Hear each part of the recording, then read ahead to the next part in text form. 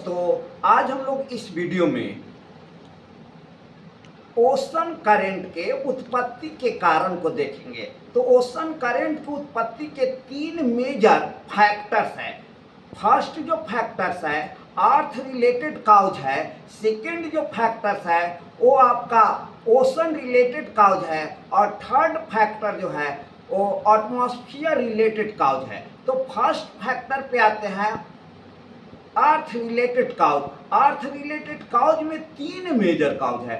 First rotation of the earth, second gravitational force of the earth and third Coriolis force. First पर आते हैं rotation of the earth. तो हम लोग जानते हैं पृथ्वी अपने अक्ष पर 24 घंटों में सूर्य का एक चक्कर वेस्ट टू ईस्ट लगाती है, जिसके कारण महासागर की जल पूर्व से पश्चिम की ओर प्रवाहित होती है, जिससे कि विषुवत रेखीय जलधारा उत्पन्न होती है। उत्तरी विषुवत रेखीय जलधारा और दक्षिणी विषुवत रेखीय जलधारा की उत्पत्ति का मेजर जो काउज है वो आपका रोटेशन ऑफ द अर्थ है, जो यूपीएससी प्रीलिम्स एग्जाम में पूछा भी गया है। Second gravitational force of the earth. तो महासागर का जो जल है वो पृथ्वी के गुरुत्वाकर्षण शक्ति के कारण नीचे बैठता है। तो नीचे जाने के बाद महासागर के नितल से महासागर के जल टकराता है और टकराने के बाद विभिन्न दिशाओं में प्रवाहित होने लगता है, जिससे महासागरीय जलधाराओं की उत्पत्ति होती है। थर्ड, पृथ्वी के कोरियोलिस बल। कोरियोलिस बल के कारण जलधाराएं उत्तरी गोलार्ध में दाहिनी ओर और दक्षिणी गोलार्ध में बाईं ओर मुड़ जाते हैं। यहाँ पर ध्यान देना है, जो गल्फ स्ट्रीम जलधारा है वो दक्षिण से उत्तर की ओर बहती जाती है और 40 डिग्री उत्तरी अक्षांश के पास पछुआ पवन के कारण पूर्व की ओर मुड़ जाती है। तो यहाँ पवन मेन फैक्टर है, लेकिन कोरियोलिस बल भी फैक्टर है, जिसके कारण कि उत्तरी गोलार्ध में जलधाराएं दाहिनी ओर और दक्षिणी गोलार्ध में जलधाराएं बाईं ओर मुड़ जाती है। तो ये फर्स्ट हुआ अर्थ रिलेटेड काउज। सेकेंड जो काउज है वह ओशन रिलेटेड काउज है। तो ओशन रिलेटेड काउज में भी तीन मेजर काउज है। First ocean salinity, second density of the ocean water और थर्ड टेम्परेचर। तो सबसे पहले बात करते हैं ओशन सैलिनिटी का। महासागर में अलग अलग क्षेत्रों में सैलिनिटी अलग अलग होता है। जिन क्षेत्रों में महासागरीय जल में लवणता अधिक होता है वहाँ जल का तल नीचा होता है, और जहाँ पर महासागरीय लवणता कम होता है वहाँ जल का तल ऊपर होता है।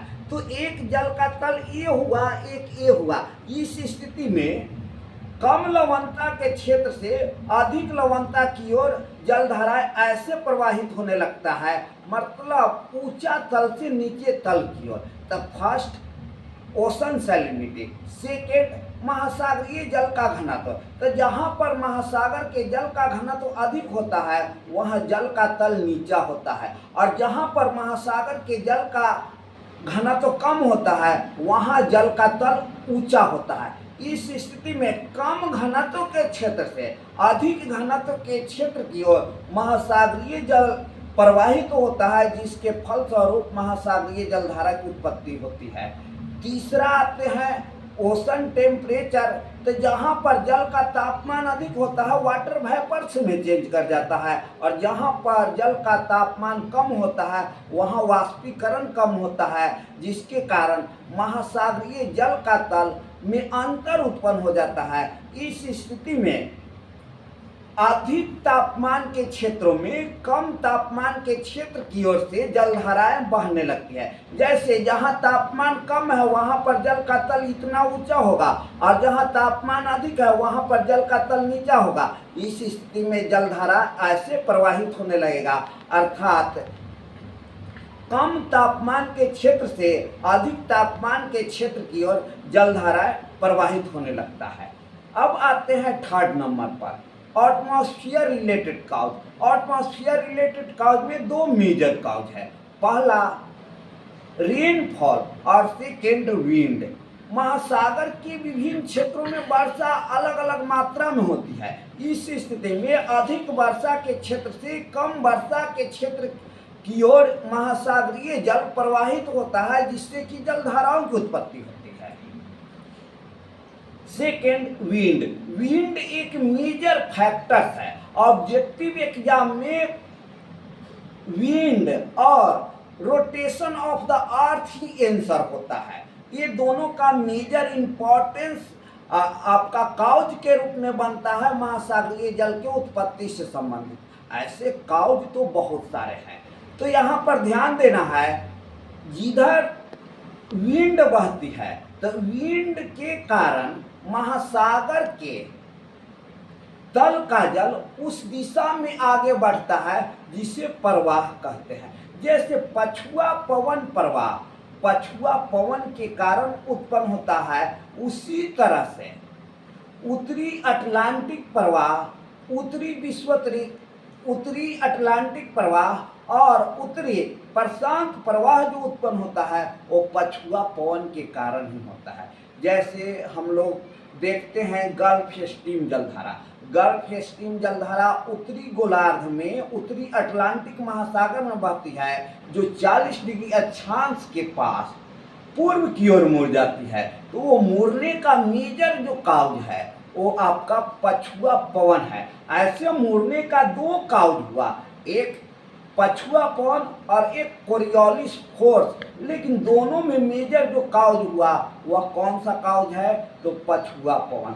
उसी तरह से उत्तरी प्रशांत महासागर में भी